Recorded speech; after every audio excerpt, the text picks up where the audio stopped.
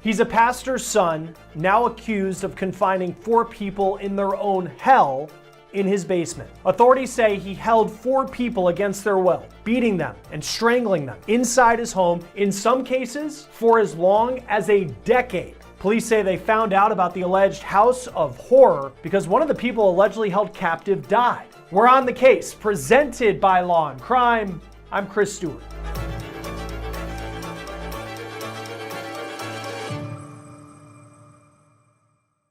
When I read the headline to this story, I had to read it twice because it was so shocking, so disturbing, and it's the kind of story where you just can't comprehend that something like this could allegedly happen. But police in Lancaster, South Carolina say these allegations are very real, and they center around the man you see here. His name is Donnie Ray Birchfield Jr. He's now under arrest. He's facing several charges. I'll tell you about those in just a moment. Law enforcement has told us, by the way, that more charges could be coming pending the outcome of an investigation that is still ongoing. So let's go back to when police first discovered what was allegedly happening inside Birchfield's home. The story begins on July 25th. Police in Lancaster, South Carolina, it's about an hour south of Charlotte, they got a call about an unattended death inside Birchfield's home. According to warrants obtained by the Post and Courier media outlet, police determined that the woman who had died inside that house had died actually a day prior to them showing up at Birchfield's home. They say there was also evidence that the woman was physically denied food, water, and medical treatment. This was just the beginning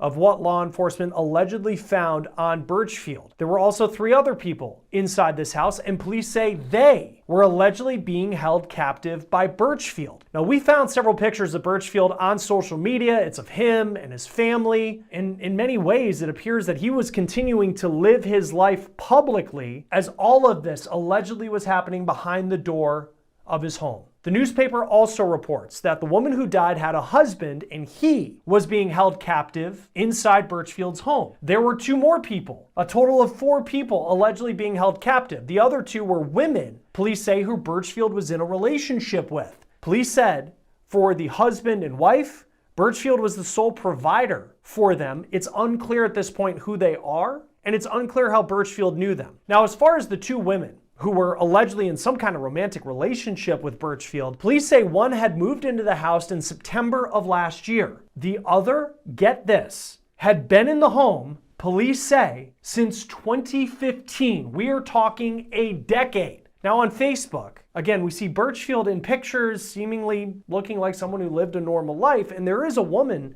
who he is with in a profile picture, but we don't know who that is. Now, according to police, Birchfield kept the 4 in his basement, and they were only allowed to leave when he let them.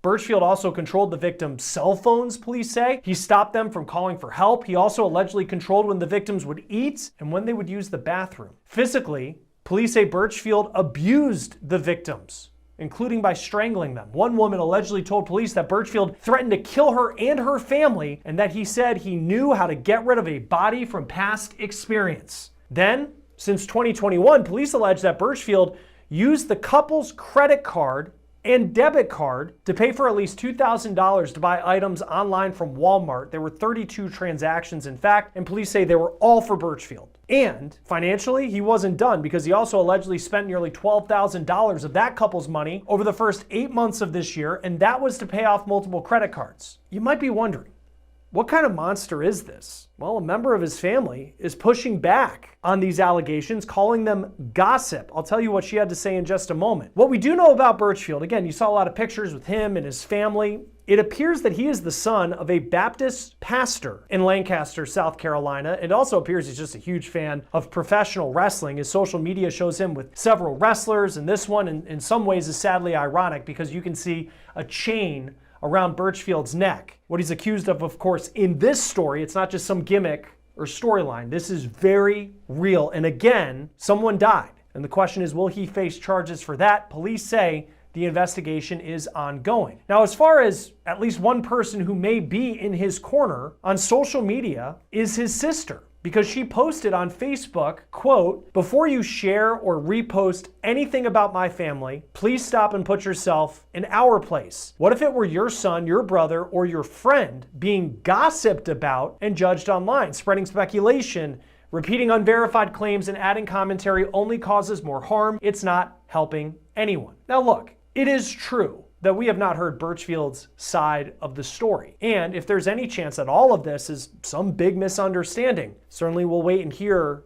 what his side will be. It's also unclear how the woman in his home died. We're still waiting for a cause of death from authorities, and it's unclear how someone could allegedly be held captive in at least one case for a decade and for no one to know about it until over the summer when Birchfield was arrested. When we talked to law enforcement, they said that more charges are potentially coming as this investigation continues on, and it is a very complicated investigation. Birchfield's currently facing 16 charges. There's 2 counts of abuse of a vulnerable adult, 4 counts of false imprisonment, 2 counts of domestic violence, high and aggravated nature, financial transaction card fraud, exploitation of a vulnerable adult, 2 counts of financial transaction card theft, identity fraud, and 3 counts of exploitation of a vulnerable adult. He's being held on a $150,000 bond. Joining us now to talk more about this is former sheriff's deputy and former SWAT team member Chad Ayers. Always great to have you on Law and Crime. Thanks for being with us. This is a disturbing case to say the least. I guess just what do you take away from what we've read thus far? No, Chris, it's great to join you again, as always. First and foremost, psychopath, and how embarrassing it is that this is actually taking place or took place in my own state of South Carolina. Honestly, Chris, it took me back to several years ago where a gentleman by the name of Todd Colehep, I'm sure many of you remember this case, same type of situation, except he was actually charged with several high-profile murders in the upstate, but he had kept people captive in Connex boxes. Again, not exactly the same thing, but same type of just sick mentality. But obviously we got a lot of questions, and obviously as this investigation continues to play out and more information comes, I think it's going to shed a lot of light on the background of this sick individual. We typed Donnie Birchfield's name into TruthFinder.com and we saw the address that police say these horrific crimes allegedly happened in. We used TruthFinder to learn more about the people involved in our stories. They can give you criminal background checks as well as known addresses so you can understand someone better. But even if you don't work in true crime, TruthFinder can be a great resource to give you some peace of mind, as it's one of the largest public record search services in the United States. And with the paid subscription service, you get access to unlimited reports about almost anyone. And right now, you can get 50% off your first month of confidential background reports. Just go to truthfinder.com/OTC. Oh, and there's one person that's reported that she had been held captive since 2015. And I think anybody, we would think if someone didn't show up for work for a day, that they might get a phone call from an employer or a family member. But we've seen in these cases where someone disappears for a period of time. Like, it's happened before. Like, how is it that someone can fall through the cracks for so long and then it leads to this point where it's like, oh my gosh, here they are 10 years later in a basement in Lancaster, South Carolina? Yeah, I think sometimes, Chris, I have to remind myself, not everyone has that same type of relationship with their family and friends like I do. I come from a very tight-knit family. I talk to my parents once a day, if not every other day. I mean, we're tight-knit. But it's important to remember not everyone, has that type of relationship with friends and family. So I think when you're, in a relationship with a narcissistic person like this individual was, you can start playing mind games. Look, that's a form of domestic violence. It's a domestic abuse is exactly what it is. So that's why it is important, you see these early warning signs, even if it's an acquaintance or a coworker, and you start seeing some of these early warning signs, don't dismiss it, right? I think it's important that we report things to authorities, that we see concerning behavior. There's no way you're going to tell me that this went on for 10 years, and I get it. Look, Lancaster's very rural. It's out in the middle of nowhere, really. So the idea that you're in a busy neighborhood, I don't know, obviously, but there had to have been tall tale signs that something was off in this house. And when you respond to an unattended death, because that's how this started, is someone, maybe it was the suspect, Donnie Birchfield in this case, he calls because there's a dead body in his home. But as a sheriff's deputy, if you're going and you're responding to this, what are you looking for where your radar's up, where, wait a second, this isn't just I don't know if they were elderly, but someone who just died in the home, there's something a lot more that's going on here.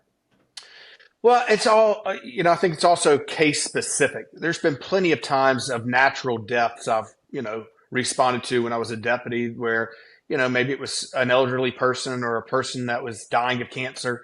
There are situations where if I come in and there's a decedent in the house, if I can get the doctor, if we contact the doctor or EMS contacts the doctor, a lot of times, if a doctor will sign off on the death certificate, you don't even have to have the coroner or investigators come out because, hey, look, this X, Y, and Z person, has had terminal illness for a long period of time. I'll sign off on that death certificate. But, when I come in and there's multiple people, I'm going to kind of gauge the environment, right? Or did this sick individual manipulate these people so much where they played off on it as well? So looking around, was there signs of struggle? Does it look like a true natural death? What are the living conditions like inside this residence? Talking to the suspect, was he the primary caregiver?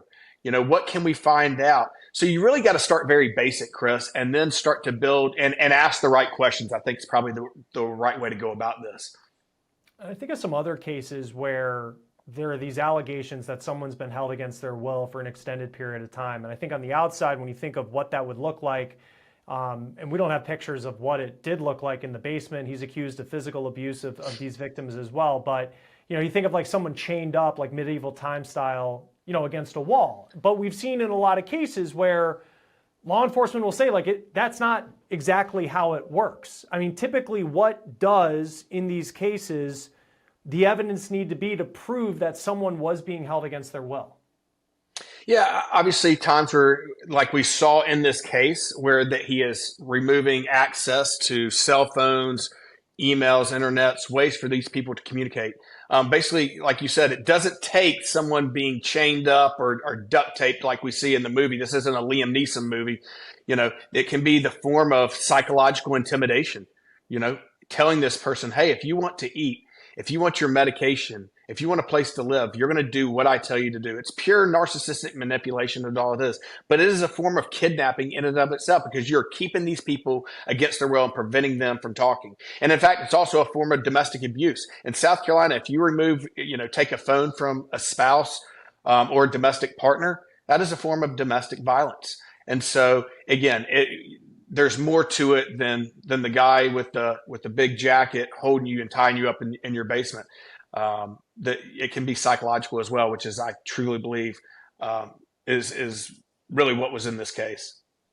So it was around July 25th that the law enforcement responded to this unattended death, and then everything came about. And I believe he was arrested on August 1st. Here we are in September. This story's starting to come to light. But I think of, at least in the case of the individual who was allegedly held since 2015, I mean, how do you go back that far and build a case and try and figure out and piece together a timeline? Because you're not only just doing it for one person. In this situation, you're doing it for 4 people. Yeah, removing them, now that this sick individual has been arrested, it kind of gives those victims a little bit more breathing room and peace of mind. Obviously, I would want a forensic type of counselor or psychiatrist in there to kind of first get these people to where, we can talk to them. Because imagine just the brutal and the mind games that have been played with these people for all this time. I mean, we're going on 10 years on some of the people that were found in this residence. So can you imagine? Look, we have seen this time and time again. There's been numerous cases where, that have gotten national attention where kids were stored or the locks in their residence were flipped backwards so they didn't have access. So once I can get these people some breathing room and let them know this monster is in jail, you are safe, that kind of their guard starts to come down a little bit and they feel more free talking about it. Look, again, there's a lot, Chris, we don't know about this case. Could it have been something where he was feeding this person? Was there a substance abuse issue where they were basically feeding, the victim drugs to stay there? We see this a lot in like sex trafficking and some of these, prostitution cases where the pimp's basically feeding the dope habit, and in order to feed the dope habit, you have to go out here and pimp yourself out. So there's different ways to do that, but separating them from that suspect is first and getting some professional counselors in there to kind of take the tension out of the air and let them know this is a safe environment. And of the charges he's facing right now, there is abuse of a vulnerable adult is the term that's being used. In South Carolina, because we don't know the victims in terms of, we know that there was 2 women who he was in some sort of romantic relationship with, and then there was a couple, a husband and a wife, that he was considered the sole provider for, and that seems very vague, but they're all considered vulnerable adults. Like, legally, what does that actually mean? Chris, a vulnerable adult by the law in South Carolina means a person 18 years of age or older who has a physical or mental condition which substantially impairs the person from adequately providing for his or her own care or protection. So any type of person that may stay in a facility, a long-term memory care facility, that is what's going to kind of meet those guidelines. Yeah, and because I also just think too, I mean, because he's in pictures with family members on social media. It's been reported that his dad is a pastor in a small community. I mean, a Baptist preacher that people know in the community. I mean, and I don't know what their relationship is or, how often they were together. But from a law enforcement standpoint, not only are you kind of piecing together the stories of each of these 4 people, but you have to think at some point somebody saw something. And I mean, what type of charges, I'm not saying for the dad, I'm just saying generally speaking, if people knew that there were people inside this home, I mean, how do you go about figuring out whether someone else could be involved in this? Yeah, so obviously we could have conspiracy charges or, hindering investigation charges. If you knew and you didn't report that, you're just as sick as this individual is. So again, that's where in this investigation, I promise you, they are diving into cell phone records, digital media to see exactly who knew, who was communicating with this person. Obviously, we are reading now a lot that the suspect was, financial crimes. Taking advantage. First of all, this is the 2 things I've always said. You don't mess with a child. You don't mess with an old person. You want to piss me off? That's the 2 best ways to do it. I've got no sympathy for someone like this who is taking advantage of these vulnerable people financially, mentally, sexually. Who knows what's going to come out from this investigation? But this is where diving into that forensic evidence and doing a lot of interviews with neighbors, friends, and families is hopefully going to shed a lot of light as to, how did we get here? How did we get to this place that we're at today? What was the relationship? How did he know these 2 elderly people in the residence? There's still a lot of questions out there. And that's why I think it's important that we wait till this full investigation is fully transpired before we, I don't like giving my hearsay on things until a lot more is out. For sure. And I think, in terms of what we were told by the local police that they're expecting or saying more charges could come. Obviously, there's an investigation, a lot of questions about that. The financial crimes part is interesting. And you talk about getting fired up because it was noted that he used, I think it was $2,000 off a credit card to go buy stuff at Walmart only for himself. Like, police were very clear. Like, it's not like he was going to get things for the people in the house. And $11,000 to pay off credit card stuff that he had going on. And it seems like in some of these cases too, not only do you have the abuse, but then as you're piecing together a case against somebody, this is someone who only cared about himself. Yeah, look, there's so many scams that go on aside from this case, right? These people that call on the elderly to take advantage of them, say, "Hey, listen, you missed jury duty. You have a warrant for your arrest. Put money on a Visa or a green dot card, send it to me." They prey on the vulnerable. And so again, this guy wouldn't have done this to a normal, day-to-day, hardworking individual that's smart enough to pick up on it. So that's what really frustrates me and takes it to a totally different level. The word vulnerable. All right. And so, again, they go after the people who are easy targets. So and this is important.